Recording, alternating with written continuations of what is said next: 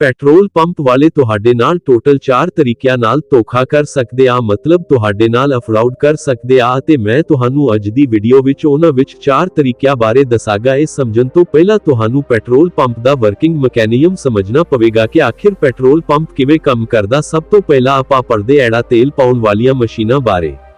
ਇੱਕ petrol pump basically 3 ਭਾਗਾਂ ਵਿੱਚ ਵੰਡਿਆ ਹੁੰਦਾ। ਪਹਿਲਾ ਡਿਸਪੈਂਸਰ, ਦੂਸਰਾ ਸਟੋਰੇਜ ਟੈਂਕ, ਤੀਜਾ ਕੰਟਰੋਲ ਬਾਕਸਸ। ਤਾਂ ਜਿਹੜੀ ਤੇਲ ਪਾਉਣ ਵਾਲੀ ਮਸ਼ੀਨ ਜਿਸ ਨੂੰ ਆਪਾਂ ਡਿਸਪੈਂਸਰ ਕਹਿੰਦੇ ਆ ਉਹ ਅੰਡਰਗਰਾਉਂਡ ਪਾਈਪਲਾਈਨ ਟੈਂਕ ਨਾਲ ਜੁੜੀ ਹੁੰਦੀ ਆ। ਤਾਂ ਇਸ ਡਿਸਪੈਂਸਰ ਮਸ਼ੀਨ ਦਾ ਕੰਮ ਕੰਟਰੋਲਰ ਰੂਮ ਵਿੱਚ ਲੱਗੇ ਕੰਟਰੋਲਰ ਬਾਕਸ ਨੂੰ ਕਮਾਂਡ ਦੇਣਾ ਹੁੰਦਾ ਕਿ ਸਟੋਰੇਜ ਟੈਂਕ ਵਿੱਚ ਲੱਗੀ ਮੋਟਰ ਜਾਂ ਸਬਮਰਸੀਬਲ ਪੰਪ ਨੂੰ ਸਟਾਰਟ ਕਰੇ ਤੇ ਤੇਲ ਨੂੰ ਡਿਸਪੈਂਸਰ ਮਸ਼ੀਨ ਦੀ ਨੋਜ਼ਲ ਤੱਕ ਭੇਜੇ। ਤਾਂ ਹੁਣ ਆਪਾਂ ਇਸ ਨੂੰ ਇੱਕ ਉਦਾਹਰਣ ਨਾਲ ਸਮਝਦੇ ਆ। ਤਾਂ ਐਗਜ਼ਾਮਪਲ ਲਈ ਮੈਂ ਇੱਕ ਪੈਟਰੋਲ ਪੰਪ ਤੇ ਤੇਲ ਪਵਾਉਣ ਲਈ ਚਲਾ ਗਿਆ। ਤਾਂ ਮੈਂ ਆਪਣੀ ਗੱਡੀ ਪੈਟਰੋਲ ਪੰਪ ਤੇ ਲੱਗੀ ਡਿਸਪੈਂਸਰ ਮਸ਼ੀਨ ਕੋਲ ਖੜਾ ਦਿੱਤੀ। ਸਭ ਤੋਂ ਪਹਿਲਾਂ ਮੈਂ ਆਪਣੀ ਗੱਡੀ ਦਾ ਇੰਜਨ ਬੰਦ ਕੀਤਾ ਤੇ ਹੈਚ ਖੋਲਿਆ, ਮਤਲਬ ਤੇਲ ਵਾਲੀ ਟੈਂਕੀ ਦਾ ਢੱਕਣ ਖੋਲਿਆ। ਗੱਡੀ ਵਿੱਚੋਂ ਬਾਹਰ ਆਇਆ ਤੇ ਪੈਟਰੋਲ ਪੰਪ ਸੇਲਜ਼ਮੈਨ ਨੂੰ 1010 ਰੁਪਏ ਦਾ ਪੈਟਰੋਲ ਪਾਉਣ ਲਈ ਕਿਹਾ। ਫਿਰ ਪੈਟਰੋਲ ਪੰਪ ਸੇਲਜ਼ਮੈਨ ਨੇ ਡਿਸਪੈਂਸਰ ਮਸ਼ੀਨ ਵਿੱਚ ਲੱਗੇ ਕੀਪੈਡ ਪਹਿਲਾ ਸੇਲ ਬਟਨ ਦਬਿਆ, ਫਿਰ 1010 ਐਂਟਰ ਕੀਤਾ। ਉਸ ਤੋਂ ਬਾਅਦ ਉਸਨੇ ਨੋਜ਼ਲ ਚੁੱਕਣ ਤੋਂ ਬਾਅਦ ਉਸਨੇ ਮੈਨੂੰ ਕਿਹਾ ਮੀਟਰ ਚੈੱਕ ਕਰੋ। ਇੱਥੇ ਇੱਕ ਛੋਟੀ ਜੀ ਗੱਲ ਧਿਆਨ ਦੇਣ ਵਾਲੀ ਆ, ਧਿਆਨ ਨਾਲ ਸਮਝਿਓ। ਅਫਰਾਡ ਨੰਬਰ 1, ਜੇਕਰ ਤੁਸੀਂ ਕਦੇ ਨੋਟ ਕੀਤਾ ਹੋਵੇ ਕਿ ਤੁਹਾਨੂੰ ਡਿਸਪੈਂਸਰ ਮਸ਼ੀਨ ਦੀ ਸਕਰੀਨ ਦੀ ਹਰੇਕ ਜਗ੍ਹਾ ਵਿੱਚ 888 ਦਿਖਾਈ ਦੇਵੇਗਾ, ਉਸ ਤੋਂ ਬਾਅਦ ਡਿਸਪਲੇ ਬਲਿੰਕ ਹੋਵੇਗੀ, ਫਿਰ 0 ਆਵੇਗੀ। ਜ਼ਰੂਰੀ ਗੱਲ ਇੱਥੇ ਇਹ ਹੈ ਕਿ ਇਸ ਗੱਲ ਦੀ ਪੂਰੀ ਗਾਰੰਟੀ ਨਹੀਂ ਹੈ ਕਿ ਡਿਸਪਲੇ ਸਕਰੀਨ ਵਿੱਚ 888 ਬਾਅਦ ਤੋਂ 0 ਹੀ ਆਵੇਗੀ। ਜੇਕਰ ਡਿਸਪਲੇ ਸਕਰੀਨ ਤੇ 888 ਹੀ ਰਹਿ ਗਿਆ ਤਾਂ ਜਿਸ ਬੰਦੇ ਨੇ ਤੁਹਾਡੇ ਤੋਂ ਪਹਿਲਾਂ ਤੇਲ ਪਵਾਇਆ ਰੀਡਿੰਗ ਜਾਂ ਮੀਟਰ ਉੱਥੋਂ ਸਟਾਰਟ ਹੋ ਜਾਵੇਗਾ, ਜਿਵੇਂ ਕਿ ਤੁਸੀਂ 3D ਐਨੀਮੇਸ਼ਨ ਵਿੱਚ ਵੇਖ ਸਕਦੇ ਹੋ। ਇੱਕ ਗੱਲ ਹੋਰ ਵੀ ਹੈ ਕਿ ਇਸ ਡਿਸਪੈਂਸਰ ਮਸ਼ੀਨ ਵਿੱਚ ਅਜਿਹੀ ਸੈਟਿੰਗ ਕੀਤੀ ਜਾ ਸਕਦੀ ਆ ਜਿਸ ਨਾਲ ਤੁਹਾਡੇ ਕੋਲ ਖੜਾ ਪੈਟਰੋਲ ਪੰਪ ਸੇਲਜ਼ਮੈਨ ਤੁਹਾਨੂੰ ਗੱਲਾਂ ਵਿੱਚ ਲਾ ਕੇ ਡਿਸਪੈਂਸਰ ਮਸ਼ੀਨ ਨੂੰ ਰਿਮੋਟ ਨਾਲ ਕੰਟਰੋਲ ਕਰ ਸਕਦਾ। ਜਦੋਂ ਵੀ ਤੁਸੀਂ ਪੈਟਰੋਲ ਪੰਪ ਤੇ ਤੇਲ ਪਵਾਉਣ ਜਾਓ ਤਾਂ ਇਹ ਫਰੋਡ ਤੋਂ ਬਚਣ ਲਈ ਡਿਸਪੈਂਸਰ ਮਸ਼ੀਨ ਦੀ ਸਕਰੀਨ ਵਿੱਚ 0 ਚੈੱਕ ਜ਼ਰੂਰ ਕਰਨਾ। ਤਾਂ ਫਿਰ ਪੈਟਰੋਲ ਪੰਪ ਸੇਲਜ਼ਮੈਨ ਨੇ ਨੋਜ਼ਲ ਨੂੰ ਗੱਡੀ ਦੀ ਤੇਲ ਟੈਂਕੀ ਵਿੱਚ ਪਾਇਆ ਤੇ ਨੋਜ਼ਲ ਦੇ ਕੋੜੇ ਨੂੰ ਦਬਿਆ ਤੇ ਤੇਲ ਸਪੀਡ ਨਾਲ ਟੈਂਕੀ ਵਿੱਚ ਪੈਣਾ ਸ਼ੁਰੂ ਹੋ ਗਿਆ। ਤਾਂ ਇੱਥੇ ਹੈਰਾਨੀ ਵਾਲੀ ਗੱਲ ਇਹ ਹੈ ਕਿ ਤੇਲ ਅੰਡਰਗਰਾਉਂਡ ਫਿਊਲ ਸਟੋਰੇਜ ਟੈਂਕ ਰਾਹੀਂ ਡਿਸਪੈਂਸਰ ਮਸ਼ੀਨ ਤੱਕ ਕਿਵੇਂ ਆਇਆ। ਕਿ ਸੱਚਮੁੱਚ ਡਿਸਪੈਂਸਰ ਮਸ਼ੀਨ 1010 ਰੁਪਏ ਦਾ ਪੂਰਾ ਪੈਟਰੋਲ ਪਵੇਗੀ। ਤਾਂ ਜਦੋਂ ਤੱਕ ਗੱਡੀ ਵਿੱਚ 1010 ਰੁਪਏ ਦਾ ਪੈਟਰੋਲ ਪੈ ਰਿਹਾ ਤਾਂ ਆਪਾਂ ਅਗਲੇ ਪੈਟਰੋਲ ਪੰਪ ਅਫਰਾਡ ਨੂੰ ਦੇਖਣ ਤੋਂ ਪਹਿਲਾਂ ਪੈਟਰੋਲ ਪੰਪ ਕਿਵੇਂ ਕੰਮ ਕਰਦਾ ਉਸ ਬਾਰੇ ਸਮਝ ਲੈਣੇ ਆ। ਤਾਂ ਸਭ ਤੋਂ ਪਹਿਲਾਂ ਆਪਾਂ ਦੇਖ ਲੈਣੇ ਆ ਕਿ ਪੈਟਰੋਲ ਪੰਪ ਤੇ ਲੱਗਿਆ ਮਸ਼ੀਨਾਂ ਆਪਸ ਵਿੱਚ ਕਿਵੇਂ ਕੰਟੈਕਟਡ ਕਿਵੇਂ ਰਹਿੰਦੀਆਂ। ਜਿਹੜੀ ਤੁਸੀਂ ਆ ਡਿਸਪੈਂਸਰ ਮਸ਼ੀਨ ਦੇਖ ਰਹੇ ਹੋ ਇਹ ਬਿਜਲੀ ਨਾਲ ਚੱਲਦੀ ਆ। ਡਿਸਪੈਂਸਰ ਮਸ਼ੀਨ ਕੋਲ ਬਣੇ ਅੰਡਰਗਰਾਉਂਡ ਫਿਊਲ ਸਟੋਰੇਜ ਟੈਂਕ ਨਾਲ ਪਾਈਪ ਨਾਲ ਕਨੈਕਟਡ ਰਹਿੰਦੀ ਆ। ਇਸ ਪਾਈਪ ਲਾਈਨ ਨਾਲ ਤੇਲ ਡਿਸਪੈਂਸਰ ਮਸ਼ੀਨ ਦੇ ਨੋਜ਼ਲ ਤੱਕ ਪਹੁੰਚਦਾ। ਤੇਲ ਨੂੰ ਸਟੋਰੇਜ ਟੈਂਕ ਤੋਂ ਡਿਸਪੈਂਸਰ ਮਸ਼ੀਨ ਤੱਕ ਪਹੁੰਚਾਉਣ ਦਾ ਕੰਮ ਕੰਟਰੋਲਰ ਰੂਮ ਵਿੱਚ ਲੱਗੇ ਆਈਸੋਟਰੋਲ ਬਾਕਸ ਦਾ ਹੁੰਦਾ। ਆਈਸੋਟਰੋਲ ਬਾਕਸ ਵਾਇਰ ਨਾਲ ਡਿਸਪੈਂਸਰ ਮਸ਼ੀਨ ਅਤੇ ਤੇਲ ਟੈਂਕ ਵਿੱਚ ਲੱਗੇ ਇਸ ਐਸਟੀਪੀ ਨਾਮਕ ਡਿਵਾਈਸ ਨਾਲ ਕਨੈਕਟਡ ਰਹੇਗਾ। ਇਸ ਆਈਸੋਟਰੋਲ ਬਾਕਸ ਦਾ ਕੰਮ ਡਿਸਪੈਂਸਰ ਮਸ਼ੀਨ ਦੀ ਕਮਾਂਡ ਨੂੰ ਰਿਸੀਵ ਕਰਕੇ ਸਟੋਰੇਜ ਟੈਂਕ ਵਿੱਚ ਲੱਗੀ ਐਸਟੀਪੀ ਡਿਵਾਈਸ ਨੂੰ ਕਮਾਂਡ ਦੇਣਾ ਹੁੰਦਾ।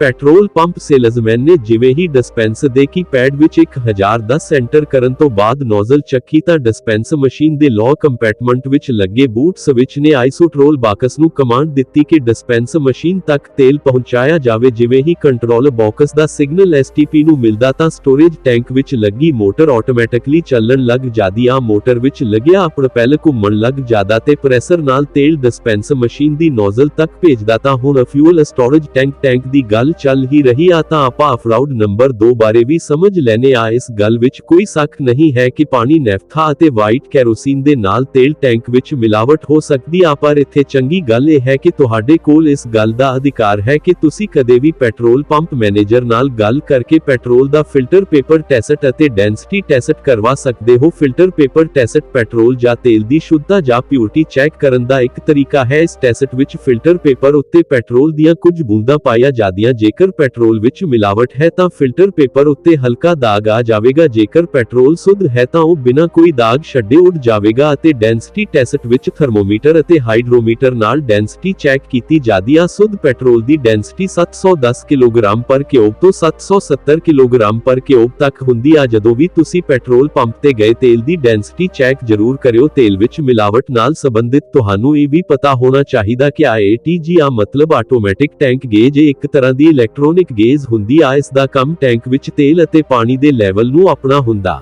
ਤਾਂ ਹੁਣ ਤੁਸੀਂ ਸੋਚ ਰਹੇ ਹੋਵੋਗੇ ਕਿ ਤੇਲ ਵਿੱਚ ਪਾਣੀ ਦਾ ਕੀ ਕੰਮ ਆ, ਤਾਂ ਮੈਂ ਤੁਹਾਨੂੰ ਦੱਸ ਦੇਵਾਂ ਕਿ ਮੀਂਹ ਦੇ ਦਿਨਾਂ ਵਿੱਚ ਜੇਕਰ ਟੈਂਕ ਦਾ ਢੱਕਣ ਲੂਸ ਹੈ ਤਾਂ ਪਾਣੀ ਟੈਂਕ ਅੰਦਰ ਆ ਸਕਦਾ। ਤਾਂ ਹੁਣ ਤੁਸੀਂ ਜਿਹੜੀ ATG ਦੇਖ ਰਹੇ ਹੋ, ਪਿਛਲੇ ਕੁਝ ਸਾਲਾਂ ਵਿੱਚ ਇਸ ਦੀ ਜਗ੍ਹਾ ਸਿੰਪਲ ਗੇਜ ਵਰਤੀ ਜਾਂਦੀ ਸੀ। ਇਸ ਨਾਲ ਸਰਕਾਰ ਨੂੰ ਇਹ ਪਤਾ ਨਹੀਂ ਲੱਗਦਾ ਸੀ ਕਿ ਟੈਂਕ ਵਿੱਚ ਤੇਲ ਅਤੇ ਪਾਣੀ ਦੀ ਕਿੰਨੀ ਮਾਤਰਾ ਜਾਂ ਕੋਈ ਮਿਲਾਵਟ ਆ, ਪਰ ਹੁਣ ਪੈਟਰੋਲ ਪੰਪ ਮਾਲਕ ਜਾਂ ਮੈਨੇਜਰ ਤੇਲ ਵਿੱਚ ਕੋਈ ਮਿਲਾਵਟ ਨਹੀਂ ਕਰ ਸਕਦਾ, ਕਿਉਂਕਿ ਇਹ ਜਿਹੜੀ ਤੁਸੀਂ ATG ਦੇਖ ਰਹੇ ਹੋ ਇਹ ਟੈਂਕ ਵਿੱਚ ਤੇਲ ਅਤੇ ਪਾਣੀ ਦੇ ਲੈਵਲ ਨੂੰ ਪੈਟਰੋਲੀਅਮ ਕੰਪਨੀ ਦੇ ਸਰਵਰ ਦੇ ਅਪਡੇਟ ਕਰਦੀ ਰਹਿੰਦੀ ਆ। ਫਿਰ ਇਹ ਪੈਟਰੋਲ ਅੱਗੇ ਵੱਧਦਾ ਹੋਇਆ ਪਾਈਪਲਾਈਨ ਰਾਹੀਂ ਡਿਸਪੈਂਸਰ ਮਸ਼ੀਨ ਦੇ ਸ਼ੇਅਰ ਬਾਲਵ ਰਹੀ ਹੁੰਦਾ ਹੋਇਆ ਫਿਲਿਕਸੇਬਲ ਪਾਈਪ ਵਿੱਚ ਆ ਜਾਵੇਗਾ, ਫਿਰ ਅੱਗੇ ਇਸ ਫਿਲਟਰ ਵਿੱਚ ਆ ਜਾਵੇਗਾ, ਫਿਰ ਅੱਗੇ ਇਸ ਆਇਰਨ ਪਾਈਪ ਰਾਹੀਂ ਇਸ ਅਸੈਂਬਲੀ ਵਿੱਚ ਆ ਜਾਵੇਗਾ। ਤਾਂ ਤੀਜਾ ਅਫਰਾਉਡ ਇੱਥੇ ਸਟਾਰਟ ਹੁੰਦਾ ਹੈ। ਅਸੈਂਬਲੀ ਡਿਸਪੈਂਸਰ ਮਸ਼ੀਨ ਦਾ ਇੱਕ ਜ਼ਰੂਰੀ ਭਾਗ ਆ। ਇਸ ਦਾ ਵਰਕਿੰਗ ਮੈਕੈਨਿਜ਼ਮ ਸਮਝੋ। ਤੁਹਾਨੂੰ ਜਦ ਹੋਵੇਗਾ ਕਿ ਮੈਂ ਪੈਟਰੋਲ ਪੰਪ ਸੇਲਜ਼ਮੈਨ ਨੂੰ 1010 ਰੁਪਏ ਦਾ ਪੈਟਰੋਲ ਪਾਉਣ ਲਈ ਕਿਹਾ ਸੀ, ਤਾਂ ਉਸਨੇ ਜਦੋਂ ਕਿ ਪੈਡ ਵਿੱਚ 1010 ਐਂਟਰ ਕੀਤਾ ਤਾਂ ਡਿਸਪੈਂਸਰ ਮਸ਼ੀਨ ਵਿੱਚ ਲੱਗੀ ਇਹ ਅਸੈਂਬਲੀ ਇਸ ਗੱਲ ਲਈ ਜ਼ਿੰਮੇਦਾਰ ਹੈ ਕਿ ਮੇਰੀ ਗੱਡੀ ਵਿੱਚ 1010 ਰੁਪਏ ਦਾ ਹੀ ਪੂਰਾ ਪੈਟਰੋਲ ਪਵੇਗਾ, ਨਾ ਘਾਟ ਨਾ ਵੱਧ। ਇਹ ਸਾਰੀ ਕੈਲਕੂਲੇਸ਼ਨ ਇਸ ਅਸੈਂਬਲੀ ਵਿੱਚ ਹੁੰਦੀ ਆ। ਚੰਗੀ ਗੱਲ ਇਹ ਹੈ ਕਿ ਇਹ ਅਸੈਂਬਲੀ ਲੀਗਲ ਮੈਟਰੋਲੋਜੀ ਡਿਪਾਰਟਮੈਂਟ ਵੱਲੋਂ ਸੀਲ ਕੀਤੀ ਜਾਂਦੀ ਆ, ਪਰ ਬੁਰੀ ਖਬਰ ਇਹ ਹੈ ਕਿ ਜੇਕਰ ਕਿਸੇ ਪੈਟਰੋਲ ਪੰਪ ਮਾਲਕ ਦੀ ਲੀਗਲ ਮੈਟਰੋਲੋਜੀ ਡਿਪਾਰਟਮੈਂਟ ਵਿੱਚ ਜਾਣ ਪਛਾਣ ਹੈ ਤਾਂ ਉਹ ਉੱਥੋਂ ਐਕਸਪਰਟ ਇੰਜੀਨੀਅਰ ਬੁਲਾ ਕੇ ਇਸ ਅਸੈਂਬਲੀ ਦੇ ਕੈਲਕੂਲੇਸ਼ਨ ਪ੍ਰੋਸੈਸ ਨਾਲ ਛੇੜਛਾੜ ਵੀ ਕਰ ਸਕਦਾ। ਅਸੈਂਬਲੀ ਵਿੱਚ ਕੁਝ ਅਜਿਹੀ ਸੈਟਿੰਗ ਕਰਵਾ ਸਕਦਾ ਜਿਸ ਨਾਲ ਡਿਸਪੈਂਸਰ ਮਸ਼ੀਨ ਦਿਖਾ ਕੇ 1 ਲੀਟਰ ਪੈਟਰੋਲ ਪਿਆ, ਪਰ ਅਸਲ ਵਿੱਚ ਪੈਟਰੋਲ ਸਿਰਫ 800 ਮੈਗਾਲੀਟਰ ਹੀ ਪਿਆ ਹੁੰਦਾ। ਇਸ ਤੀਜੇ ਫਰੋਡ ਤੋਂ ਬਚਣ ਦਾ ਤਰੀਕਾ ਇਹ ਹੈ ਕਿ ਜਦੋਂ ਤੁਹਾਨੂੰ ਲੱਗੇ ਕਿ ਸੇਲਜ਼ਮੈਨ ਨੇ ਪੈਟਰੋਲ ਘੱਟ ਪਾਇਆ ਤਾਂ ਤੁਹਾਡੇ ਕੋਲ ਇਹ ਅਧਿਕਾਰ ਹੈ ਕਿ ਤੁਸੀਂ 5 ਲੀਟਰ ਦੇ ਕੈਨ ਵਿੱਚ ਸੇਮ ਨੋਜ਼ਲ ਤੋਂ ਤੇਲ ਪਵਾ ਕੇ ਚੈੱਕ ਕਰ ਸਕਦੇ ਹੋ ਕਿ ਤੁਹਾਡੇ ਨਾਲ ਕੋਈ ਧੋਖਾ ਤਾਂ ਨਹੀਂ ਹੋਇਆ। ਇਸ ਅਸੈਂਬਲੀ ਤੋਂ ਤੇਲ ਅੱਗੇ ਵੱਧਦਾ ਹੋਇਆ ਇਸ ਸੋਲੀਨੋਇਡ ਅਸੈਂਬਲੀ ਵਿੱਚ ਜਾਂਦਾ ਅਤੇ ਉਸ ਤੋਂ ਬਾਅਦ ਇਸ ਪਾਈਪ ਵਿੱਚੋਂ ਹੁੰਦਾ ਹੋਇਆ ਨੋਜ਼ਲ ਤੱਕ ਪਹੁੰਚਦਾ ਅਤੇ ਉਸ ਤੋਂ ਬਾਅਦ ਨੋਜ਼ਲ ਤੋਂ ਤੇਲ ਗੱਡੀ ਦੀ ਟੈਂਕੀ ਵਿੱਚ ਆ ਜਾਂਦਾ। ਨੋਟ ਕਰਨ ਵਾਲੀ ਗੱਲ ਇਹ ਹੈ ਕਿ 14 ਅਫਰਾਉਡ ਇਹ ਸਾਰੇ ਪ੍ਰੋਸੈਸ ਤੋਂ ਹਟਕੇ ਆਏ ਅਫਰਾਉਡ ਡਿਸਪੈਂਸਰ ਮਸ਼ੀਨ ਦੇ ਉੱਪਰ ਵਾਲੇ ਹਿੱਸੇ ਵਿੱਚ ਹੁੰਦਾ। ਪਿਛਲੇ ਕੁਝ ਸਾਲਾਂ ਵਿੱਚ petrol pump manager dispenser machine ਦੇ ਉੱਪਰਲੇ ਭਾਗ ਨੂੰ ਖੋਲ ਸਕਦਾ ਸੀ, ਉਸ ਵਿੱਚ ਡਿਜੀਟਲ ਮੀਟਰ ਨਾਲ ਛੇੜਛਾੜ ਕਰਕੇ ਉਸ ਵਿੱਚ ਕੁਝ ਸਾਫਟਵੇਅਰ ਇੰਸਟਾਲ ਕਰ ਸਕਦਾ। ਮਤਲਬ ਡਿਸਪੈਂਸਰ ਮਸ਼ੀਨ ਦੇ ਮੀਟਰ ਵਿੱਚ ਰੀਡਿੰਗ ਫਾਸਟ ਹੋਵੇਗੀ ਪਰ ਗੱਡੀ ਵਿੱਚ ਤੇਲ ਨਾਰਮਲ ਸਪੀਡ ਨਾਲ ਹੀ ਪਵੇਗਾ। ਪਰ ਸਰਕਾਰ ਨੇ ਇਸ ਅਫਰਾਉਡ ਨੂੰ ਰੋਕਣ ਲਈ ਕੁਝ ਸਰਕਾਰੀ ਇੰਜੀਨੀਅਰ ਬਣਾਏ ਅਤੇ ਮਸ਼ੀਨਾਂ ਵਿੱਚ ਕੁਝ ਐਡਵਾਂਸ ਸਾਫਟਵੇਅਰ ਇੰਸਟਾਲ ਕਰਵਾਏ। ਮਤਲਬ ਜੇਕਰ ਕੋਈ ਡਿਸਪੈਂਸਰ ਮਸ਼ੀਨ ਦੇ ਉੱਪਰਲੇ ਭਾਗ ਨਾਲ ਕੋਈ ਛੇੜਛਾੜ ਕਰਦਾ ਤਾਂ ਉਸ ਇੰਜੀਨੀਅਰ ਕੋਲ OTP ਜਾਵੇਗਾ। ਮਤਲਬ ਬਿਨਾਂ OTP ਤੋਂ ਮਾਲਕ ਜਾਂ ਮੈਨੇਜਰ ਮਸ਼ੀਨ ਨਾਲ ਕੋਈ ਛੇੜਛਾੜ ਨਹੀਂ ਕਰ ਸਕਦਾ। ਭਾਵ ਵੀਡੀਓ ਬਣਾਉਣ ਦਾ ਮੇਨ ਉਦੇਸ਼ ਇਹ ਹੈ ਕਿ ਅੱਜ ਤੱਕ ਟੋਟਲ 4 ਤਰੀਕਿਆਂ ਨਾਲ ਸਾਡੇ ਨਾਲ ਅਫਰਾਉਡ ਹੁੰਦਾ ਆਇਆ। ਸਭ ਤੋਂ ਪਹਿਲਾ ਧਿਆਨ ਭੜਕਾਉਣ ਵਾਲਾ ਜੋ ਕਿ ਸਾਡੇ ਨਾਲ ਅੱਜ ਵੀ ਹੁੰਦਾ, ਦੂਜਾ ਤੇਲ ਟੈਂਕ ਵਿੱਚ ਮਿਲਾਵਟ ਜੋ ਕਿ ਹੁਣ ATG ਲੱਗਣ ਕਾਰਨ ਮੁਸ਼ਕਿਲ ਆ, ਤੀਜਾ ਡਿਸਪੈਂਸਰ ਮਸ਼ੀਨ ਵਿੱਚ ਲੱਗੀ ਅਸੈਂਬਲੀ ਨਾਲ ਛੇੜਛਾੜ ਕਰਨਾ ਅੱਜ ਦੇ ਸਮੇਂ ਇਹ ਵੀ ਥੋੜਾ ਮੁਸ਼ਕਿਲ ਆ, ਚੌਥਾ ਡਿਸਪੈਂਸਰ ਮਸ਼ੀਨ ਦੇ ਉੱਪਰਲੇ ਭਾਗ ਨਾਲ ਛੇੜਛਾੜ ਕਰਨਾ ਜੋ ਕਿ ਹੁਣ OTP ਤੋਂ ਬਿਨਾਂ ਮੁਸ਼ਕਿਲ ਆ। ਇਸ ਤੋਂ ਇਲਾਵਾ ਤੁਸੀਂ ਇੱਕ ਹੋਰ ਗੱਲ ਨੋਟਿਸ ਕੀਤੀ ਹੋਵੇਗੀ, ਜਦੋਂ ਪੈਟਰੋਲ ਪੰਪ ਸੇਲਜ਼ਮੈਨ ਪੈਟਰੋਲ ਪਾਉਂਦਾ ਤਾਂ ਉਹ ਨੋਜ਼ਲ ਦੇ ਘੋੜੇ ਨੂੰ ਬਾਰ-ਬਾਰ ਦਬਦਾ ਰਹਿਦਾ। ਸੁਣਾਓ ਲੱਗਦਾ ਕਿ ਇਹ ਇੱਕ ਫਰਾਡ ਆ, ਪਰ ਅਸਲ ਵਿੱਚ ਜੇਕਰ ਟੈਕਨੀਕਲੀ ਦੇਖਿਆ ਜਾਵੇ ਤਾਂ ਇਹ ਪੈਟਰੋਲ ਦੇ ਪ੍ਰੈਸ਼ਰ ਨੂੰ ਕੰਟਰੋਲ ਕਰਨ ਲਈ ਕੀਤਾ ਜਾਂਦਾ ਤਾਂ ਕਿ ਐਂਟਰ ਕੀਤੀ ਅਮਾਉਂਟ ਤੋਂ ਵੱਧ ਪੈਟਰੋਲ ਨਾ ਪਵੇ। ਮਤਲਬ ਜੇਕਰ ਮਸ਼ੀਨ ਦੀ ਅਸੈਂਬਲੀ ਨਾਲ ਕੋਈ ਛੇੜਛਾੜ ਨਹੀਂ ਕੀਤੀ ਤਾਂ ਨੋਜ਼ਲ ਦੇ ਘੋੜੇ ਨੂੰ ਘੱਟ ਵੱਧ ਦਬਣ ਨਾਲ ਕੋਈ ਫਰਾਡ ਨਹੀਂ ਹੋਵੇਗਾ।